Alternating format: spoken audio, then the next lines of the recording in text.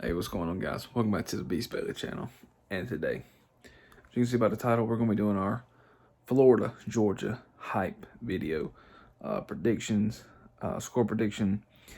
And guys, it is officially Florida Georgia hype and hate week. Man, I'm so excited about Saturday. I'm excited because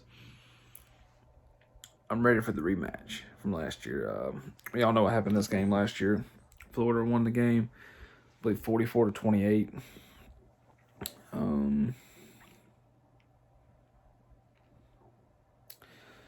Yeah, it sucked, but it's a different team, different game plan, different Florida team too. And I will give Florida this: Florida was a good team last year. They were the best team in the SEC East. They were truthfully the second best team in the SEC period. Florida, if Florida had beaten Alabama, they would have made the playoff. And I believe Florida could have probably won the national championship. Florida would have probably won the national championship if they had made the playoff. Now, I know they got absolutely demolished by Oklahoma in the playoff, but that's because the entire starters, everybody sat out that game. You go back and watch it, they sat out. They literally, the offense you saw was the offense we're seeing now. And I knew that as soon as I saw the offense against Oklahoma, like, that's exactly what we're going to see next year from Florida. I knew Florida wasn't going to be a great team this year. I knew they weren't going to be elite like last year, and they're not. They're sitting at 4-3, unranked. Lost to Alabama by 2. You lost Kentucky 20-13. You lost to LSU 49-42.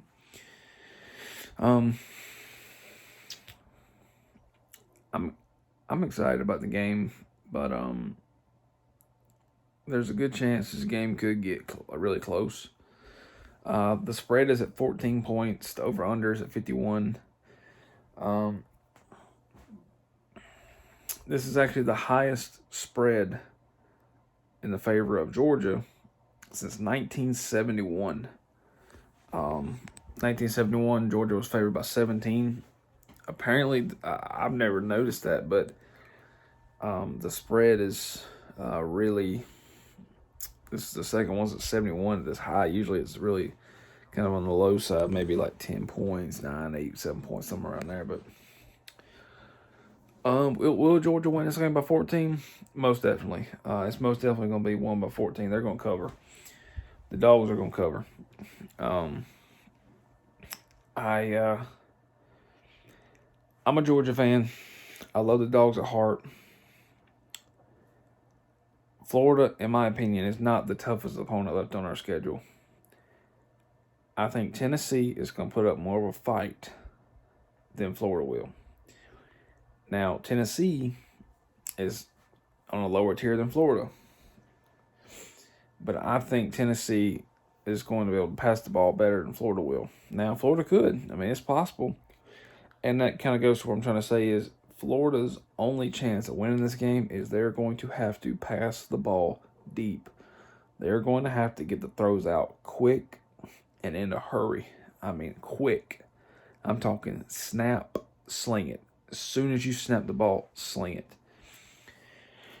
it. Because you don't, you're getting sacked.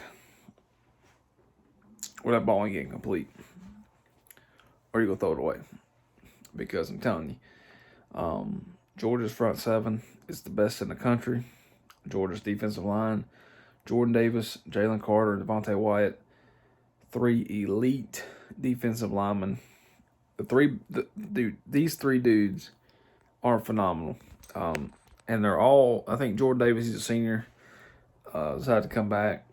Jordan Davis is the praise right now on the Georgia defense. He's the praise. He's pretty much like the leader. And his name's been thrown around in the Heisman stuff. And I know he's not going to win the Heisman. That's an offensive player award. I know he's not going to win the Heisman. But Jordan Davis, Devontae Wyatt, Jalen Carter is, I think he's a junior or sophomore. I think Devontae Wyatt's a senior too. Yeah, I think Devontae Wyatt came back. This is actually his COVID year. He used this as his COVID year. So I think Carter's going to be back next year, which is good because Carter, I think, is just as good, if not better, than Davis. But those three dudes up front, they're absolutely going to stop any kind of run game Florida's got. You can't run on the outside of Georgia because here's why you can't do that.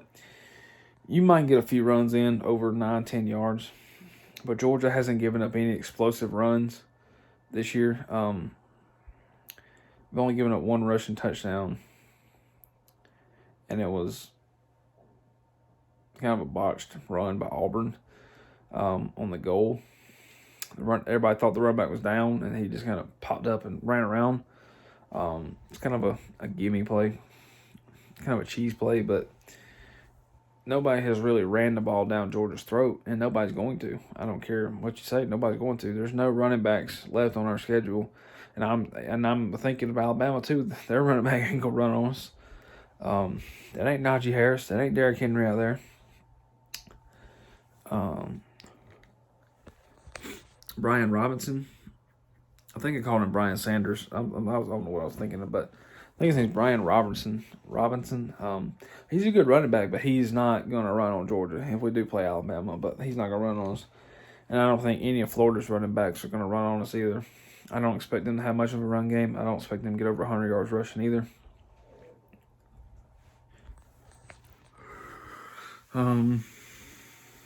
Emory Jones, if he plays, I don't see him running the ball either, or Anthony Bruce. I don't see Florida running the ball, period. I don't. I just think they're gonna have to throw the ball.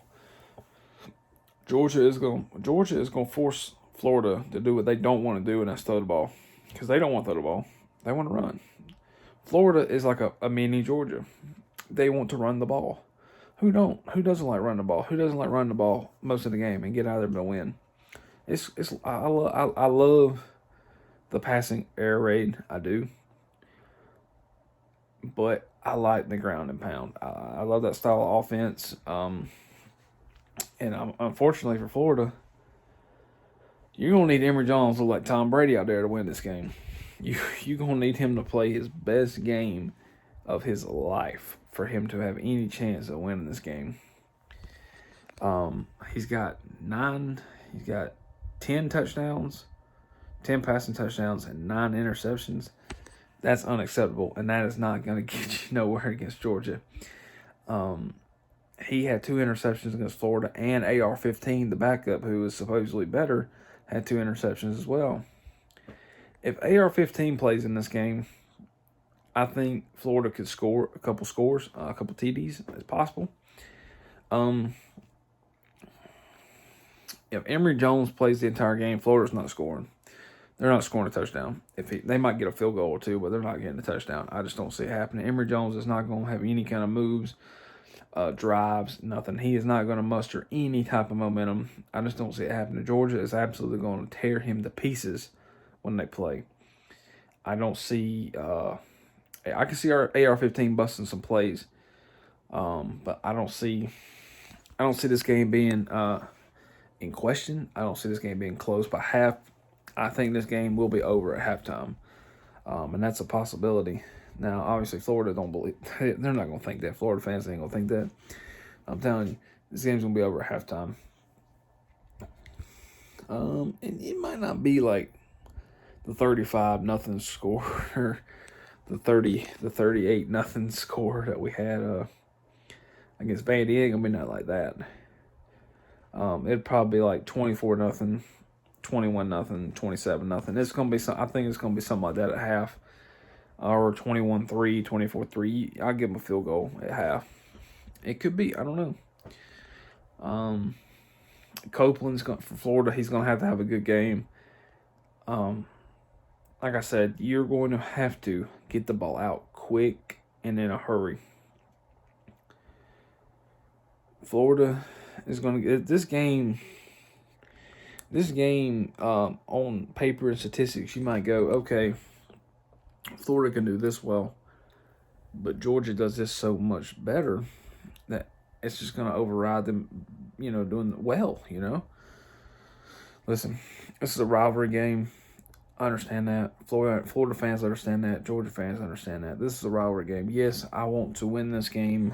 I want to win this game 45-0. That is my feel good score. That is what I want to happen. But deep down in my college football soul, I know this game is going to probably be a 14, 17, 21 point game. But it could be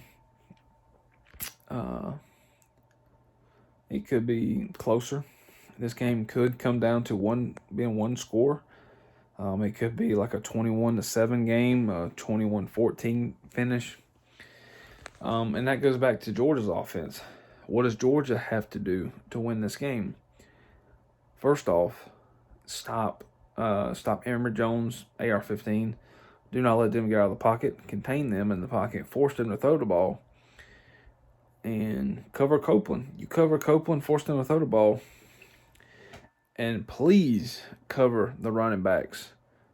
Please, Georgia. Kirby, please. Please, for my sake. And that was one of the big things last year. Florida hit like 15 wheel routes on us in 3 different ways. And honestly, Georgia was playing some weird defense. They were playing like a drop 6. Like something wild. They were playing deep zone. And Florida was hitting these slants like they were hitting them like hitting a piece of pizza, man. They were just boom, boom, boom. Kyle Trask was hitting these slants left and right. Running back, running up the sideline, open, nobody on him. And that's Dan Mullen, he's an offensive guru. That's about it. But for Georgia, they're going to have to cover. Everybody needs to be on somebody. Now, obviously, duh. But seriously, you need to have your hands on somebody. If a Georgia corner is sitting by himself in the open field, it's already too late. I'm telling you, you have to be on somebody. The quarterback still has the ball. And if one of Georgia's DBs, corner, safety, whoever, is sitting in the middle of nowhere out there in La La Land on nobody, he's just kind of waiting in space. There's maybe a receiver 5 yards in front of him coming up. It's over.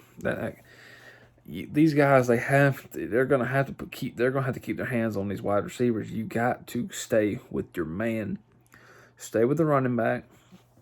And I'm pretty sure Florida's probably gonna go back to that wheel route. They'll probably try it, see if it works. It ain't gonna work. I'll give them one time it'll work, and after that, that's not gonna work again. And Florida fans might say, well, look, we beat Georgia so bad last year. What makes you think we can't do it again this year? Knock. Have you watched any Georgia football this year? Georgia is light years ahead of last year's team. Have you even watched the football this year for Georgia football? You probably haven't. You're probably watching your Florida Gators get beat by LSU, Kentucky, and Burma. But Stetson Bennett, I don't know what he has absolutely increased his mobility. He has gotten a better arm. He seems like he actually knows what he's doing. He's running the offense. And that's the thing about last year. Last year, we did not have a quarterback last year until JT came in the last 4 games of the season. We didn't have a quarterback. I don't care what anybody says. Stetson Bennett was not prepared to be the starting quarterback for Georgia last year. He was not. Nor was Dwayne Mathis. Dwayne Mathis absolutely like a potato out there playing football. Nothing was going on with him. Stetson came in.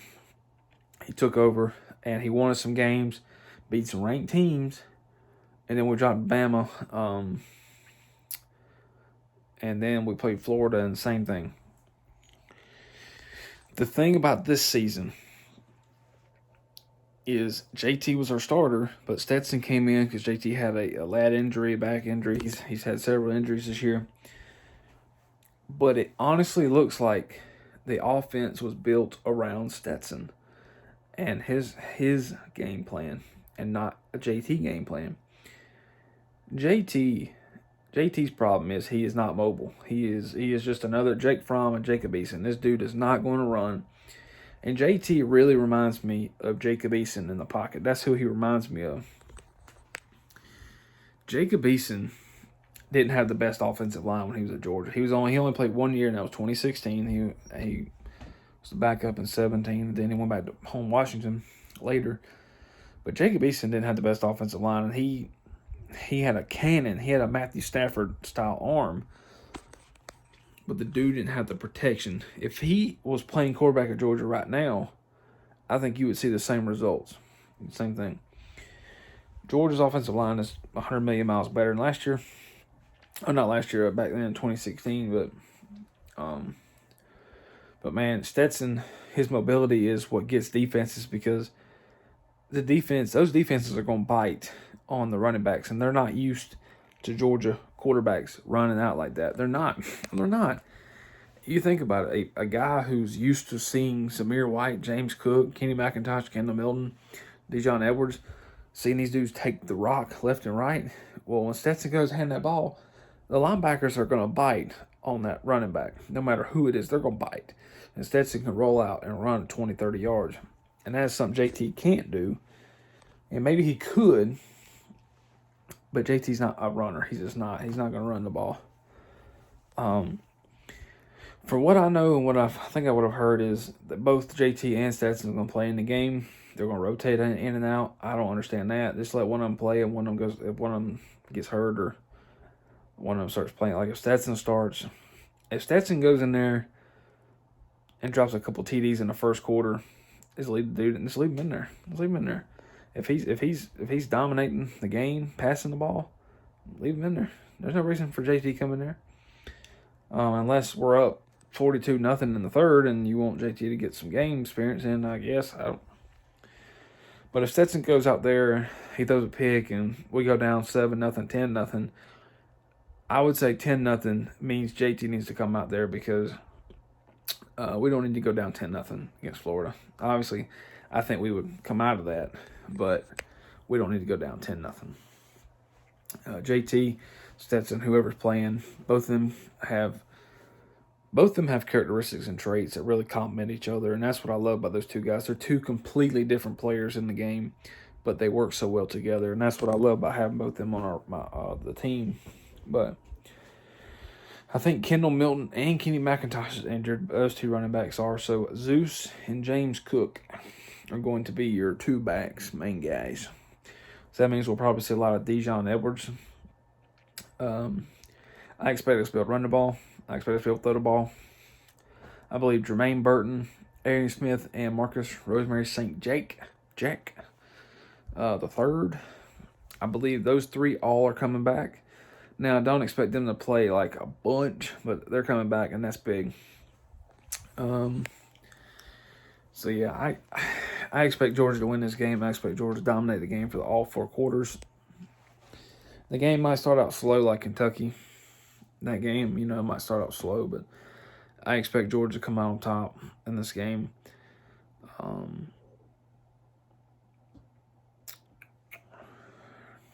My final score, I'm going to go 38-17 Dogs on top.